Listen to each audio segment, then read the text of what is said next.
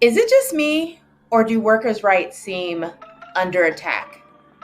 Let's get into it. LinkedIn Success Mini Course.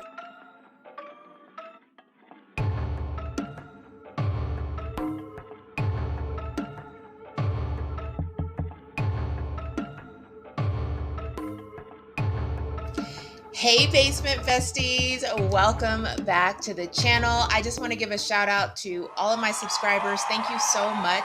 I really appreciate it. Like I said before, I'm a new YouTuber, so I appreciate you all. And for those that are new to my channel, welcome.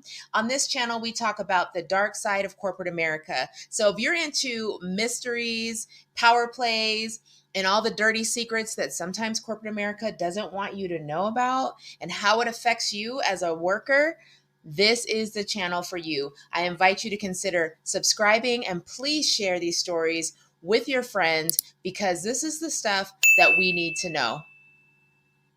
So last week in a video called The Weekly Roundup, and I'll put it somewhere in the description or on the screen, but we talked about how President Trump recently fired Gwynne Wilcox, who is the head of the National Labor Relations Board. And that is a big deal. Now, I know a lot of people, especially if you look at news articles and you read some of the comments under there, they're like, okay, well, who cares? It's DEI. Wow. That is so annoying because everything is not related to DEI just because you see a person of color or a Black person in that position. Here's the issue and why, as American workers, we should be concerned. So the National Labor Relations Board, I'm just going to give you a refresher about why it was created and what it is. Congress set up the agency back in 1935 to mediate disputes and protect workers' rights. Let industry and labor walk together. Workers, if they are looking to unionize or if they're going to complain about working. All right, so starting with some quick context, the National Labor Relations Board is a federal agency, right? And they're responsible for enforcing labor laws. And I've been seeing some things on TikTok and other places where people are thinking that like all these cuts are great because it's going to save Americans money. I don't believe it will. Also, it's stripping away workers' rights little by little, right? If you pay attention to what's going on, as I mentioned before, this administration seems more in line with corporations, less in line with workers. And so what does this mean? So the NLRB, National Labor Relations Board, it protects your rights as a worker to organize, unionize, and engage in collective bargaining. So if you know anyone who's like in the Teamsters, things like that, that's what the National Labor Relations Board protects. And it gives the workers rights to protect maybe against unfair practices of the union. And it also gives us the right to unionize and organize. And it prevents retaliation from your employer of being able to do so, right? So do you remember when UPS was striking, I think a few years ago, because they had drivers out there in the heat, driving for long hours without air conditioning in their trucks. So this is the type of thing that the National Labor Relations Board allows for, right? They were able to strike. They were able to now get a raise, I believe, and then also get AC in their trucks. So it also helps you to have safe working conditions when you think about manufacturing, when you think about warehousing, when you think about these types of jobs. This is what the National Labor Relations Board does. So in January of this year, and January feels like a million years ago, like so many things are happening so fast. But in January of this year, President Trump fired Gwynne Wilcox. So I think I told you last week, Gwynne is no dummy. So she is an attorney. She was at a prominent law firm fighting for employees' rights before. And so now she's on the National Labor Relations Board, or she was. And so she knows a thing or two about her own workers' rights. So she's suing because she calls her firing unprecedented and illegal. And she's not wrong. Workforce has been challenged in court, where federal judges are now being asked to decide if what the administration is doing is legal. Among those suing the president, Gwynne Wilcox. She is the former chair of the nation's top labor watchdog. That's the National Labor Relations Board. And she was fired by Trump last week. The White House did not immediately comment on this Wilcox lawsuit. It's the first time, though, a board member has been removed from that agency in its nearly 90-year history. Why she's saying it's illegal, and again, she's not wrong, is because historically, those that are appointed at the National Labor Relations Board, they have a set term. So I think her term would have ended in 2028. And historically, presidents don't come in and just fire people. This is an independent agency. And again, we need them to protect us as workers. So this could set off a strange precedent.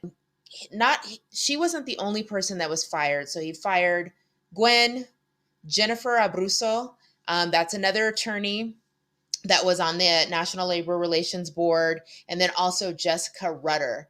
And so now with them gone, this means I think there's only 2 people left right now at the National Labor Relations Board, and that means that they are without a quorum.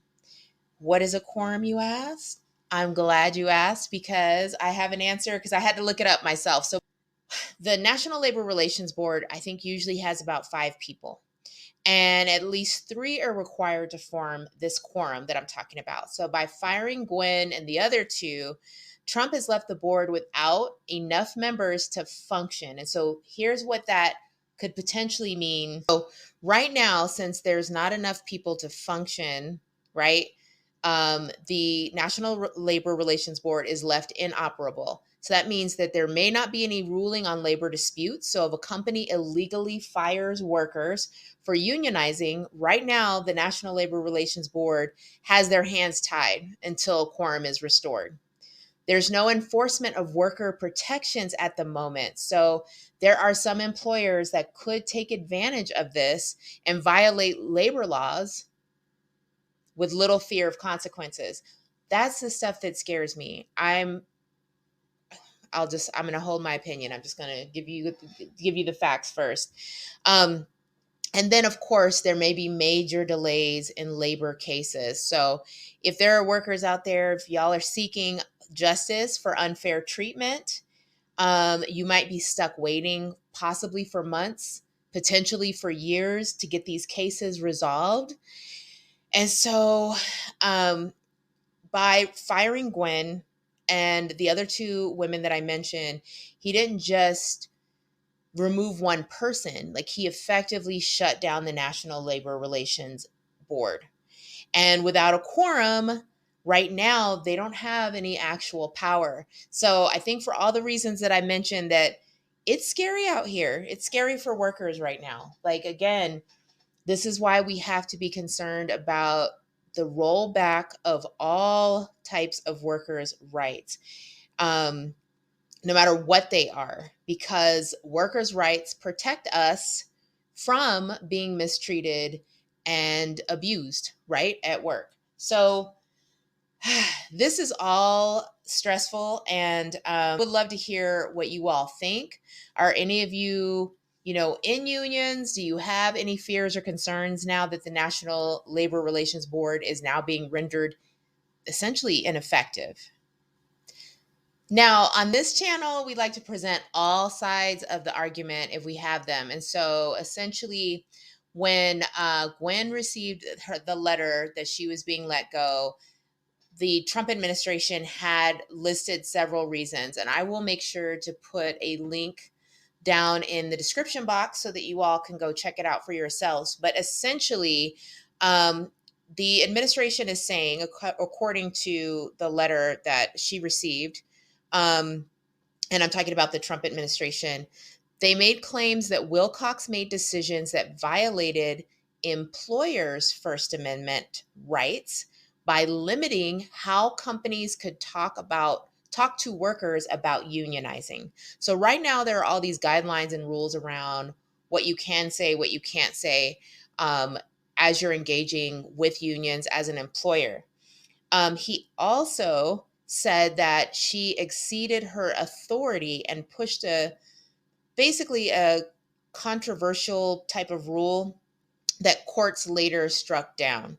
And so basically, in this letter, President Trump is arguing that Wilcox overstepped her role and pushed pro-union policies too aggressively, and that the courts were in favor of the Trump administration by striking down one of her major decisions.